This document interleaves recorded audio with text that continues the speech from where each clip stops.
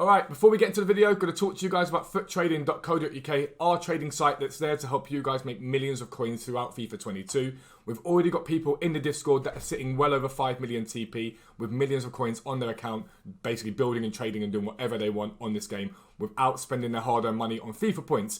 So what do you get for your money? Tier 1, £10 gets you access to the low budget area across all platforms. You also get access to our trading areas for chem styles, that's anchors, hunters and shadows. And we've just launched our icon area for you guys. Every single tradable icon is on there to help you guys trade with them and make millions. The access for tier 2 includes fluctuations. This is an area of the site that is incredibly overpowered. It tracks the market 24 hours a day. It shows you the low point on cards, the high point on cards, the average price that card has been at, and gives you guys an ideal price that you guys can go and buy that card at and flip it on for pretty much guaranteed profit. We don't say it lightly when we say you guys will make millions of coins if you utilize it. If you've already subbed, make sure you join the Discord. If you're debating subbing, join the Discord as well. It's completely free and you can talk to website subscribers directly and ask them what they think about the site. But for now, let's get into the video. Yo, what is up guys? Welcome back to a new video with me, Fuzzball40. As always, if you're new around here, subscribe down below. I've said it before, but more than half of you that watch the videos aren't subscribed. And I say that because we are, as I record this, just over 100 subscribers away from 30,000. It has been an unbelievable start to FIFA. Nearly 4,000 of you guys have subscribed to the channel, so thank you from the bottom of my heart for all of that. Little side note for me, I've said it before, but our Discord is free to join and it always will be. The link is down below if you want help with trading, just want to meet new people. Guys in there help each other do objectives. You're more than welcome to join the Discord and get involved in it. Literally will never cost you a penny. Even if you're not a subscriber on the website, you're welcome to join it. If you are a subscriber on the website, make sure you let us know because you've got your own area for basically us to help you guys with using the website and making even more coins than you thought possible. But this video follows on from one from last week and it's talking about ones to watch. We've got ones to watch Team 2 coming out in about 24 hours time. And last week I ran through the things that you should be looking at and what to be careful of. And I'm going to show you why I was right in some of what I said. And also what happened last week and how you can make a lot of coins by utilising that knowledge. It's very, very simplistic. It doesn't take much work, but people fall into the same traps over and over again with promos. And it's important that you understand that things have changed on FIFA in the last couple of years. And some of the trading methods people used to swear by before don't really work that well anymore because everyone knows about them. So we're going to head over to FootWiz. I'll be right back. Alright guys, so here we are on trusty FootWiz and we're looking here at Donyell Marlon. He was in Ones to Watch Team 1. This is a relatively usable card. Like good pace, decent dribbling, decent shooting. It is a relatively usable card. But look at his price. Now if you look at any of my YouTube comment sections, if you're in my streams last week, all that sort of stuff, the constant question that kept getting asked was, do I invest or I've invested in this card, do you think it's worth it? Do you think it's worth it? And most of the time the answer is no. Now, as a standard rule, most people tend to think or know that when cards are out of packs, they rise in value. And that is true for some cards, but not for all. The problem with this is it's become such a well-known trading sort of method over the years that everyone now does it. And for someone like Marlon, who's 80 rated, plentiful supply, it's not a good idea. I don't like trading like that anyway. I hate trading for out of pack cards. There are definite exceptions to that, especially in fodder and League SBC fodder later on. That's where it can do very well. But if loads of people know that that's a trading method and they all go and do it, this happens. Everyone was buying into Marlon because he was going to be in Ones to Watch and because everyone thought it's a usable card, he'll be out of packs, people want to use him. And what happened at 6 PM, he absolutely plummeted and he stayed low since then. Why is that?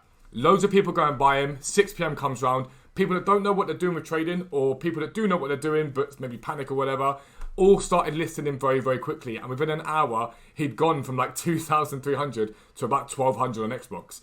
Because everyone started listing and then everyone else started panicking. And people that bought him like, oh my God, I've got to get rid of him. And then it was 1, 2, 3, 4, 5, undercut, and he collapsed.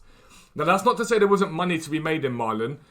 If you sort of bought him with hunters, if you bought him with position changes, you did quite well. Some of them got quite high afterwards. And the reason for that is, when he's not in packs, the supply of him stops, okay? So there's only a certain amount of cams available, CMs available, hunters available with him on them. And a lot of people aren't really going to put a 3,000-4,000 coin consumable and position change onto a card like Marlon.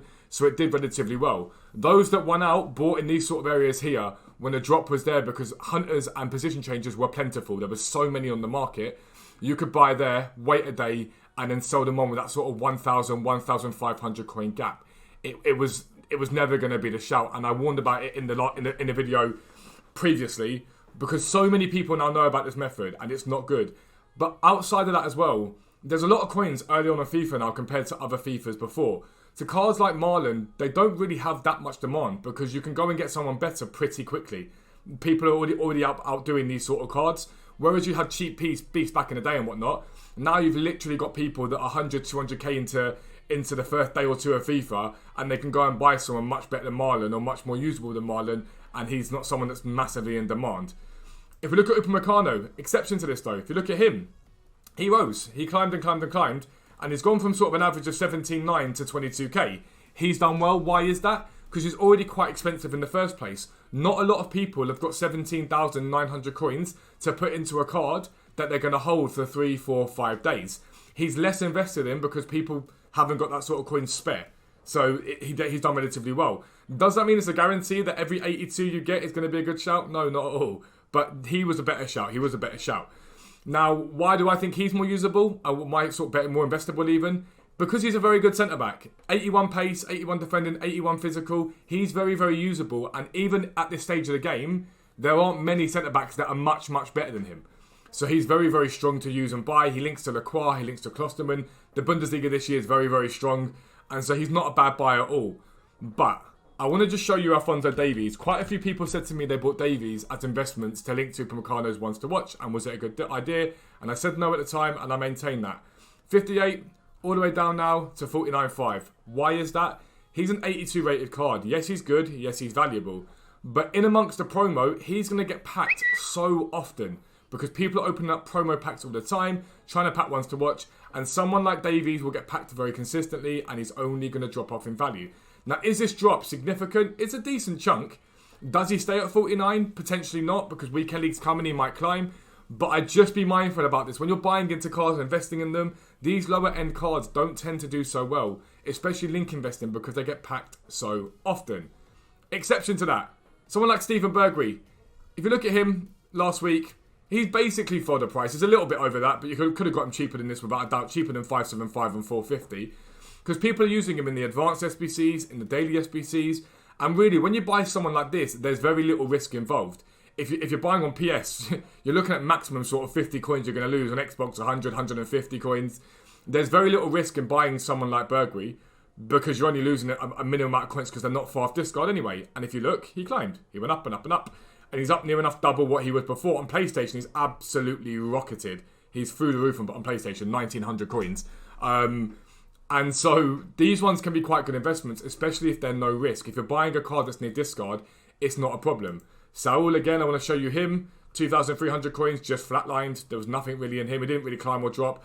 Not a player that anyone really invested in because he's usable without being incredible. It's a well-rounded card, but nothing special. Realistically, nothing special at all. So he's sort of flatlined. So really the money was in Upamecano, but would I be putting my money into Upamecano? Probably not. The time it takes you to wait 3-4 days for that card to rise, you could just trade it anyway, made more coins. Like, that 17k could have been turned into 25, 26 easily within a day. And you wouldn't have to worry about sitting there holding on to them. But it's important to note that at 6 p.m. on Friday, the market took an absolutely massive hit. Loads of people opened up packs for Team 1. And so the market dipped off heavily. Have a little look at Mark Overmars. His 88 card, I paid $410 for him on Friday night. I then sold him yesterday because I was using him for 500,000 coins. If you look at this, it was 454 on the Friday. By the Saturday, it dropped off to 414, and then he'd only steadily risen since then, going up and up and up. So the point is at 478 now, but he's been getting consistent sales well over that. Well over that. If you look up down here, I'm trying to find from the days before we were getting them, but there's a 550 there. There's a solid 550 there. He was getting ridiculously high sales. I'm trying to see, might have said 508s here. 508, 500, 540, assuming that was my 500, 580, 499. He has done very, very well. Because what happens is, everyone open packs up and the market drops very heavily because everyone's putting them, the cards they pack onto the market, selling up, people are undercutting them because they start panicking. You can then buy in at that point and flip those cards on for very, very good profit a day or two later. It's very, very simplistic. And the market holds low for about 24, 48 hours. It's not hard. And think about the hype with this team. You've got Messi in this team. You've got, not Marquinhos, you've got RONALDO in this team. You've got a lot of really good cards that are going into this team. And people are going to be really, really on it. And I think a lot of packs are going to get open. Kimpembe, again, 39, drops off into the Sunday, 30,000 coins. Where is he now? 38,000 coins. Now, am I saying these are specific cards you go and look for? You could look at them, of course you can. But any sort of relatively meta usable card did very similar stuff. Very similar things. And they're the cards that I'd be looking at. Those meta, mid-tier cards that are sort of 20, 40, 60k, they did very, very well. And Icons did exceptionally well. Icons did brilliantly. If you've got the budget, 750k plus, Icons could be very, very profitable. A day or two hold, and you really flip them on for a lot of profit on them. Overmars there, for example, at 410, I was seeing 460, 470 on him within 24 hours, which is very, very good and very, very solid. But like I say, the market's going to get hit very heavily and then bounce back relatively quickly, and that is where you make your coins. But that is how to trade with Wants to Watch Team 2. If you're new around here, please do subscribe down below. We're very nearly at 30,000 coins. I promise you, if you use these tips, you can easily make 2, 3, 400k, and you can keep repeating that process every time we get pack supply at 6 p.m. It's really, really easy. But for now, I'm out. Peace out. I'll speak to you soon.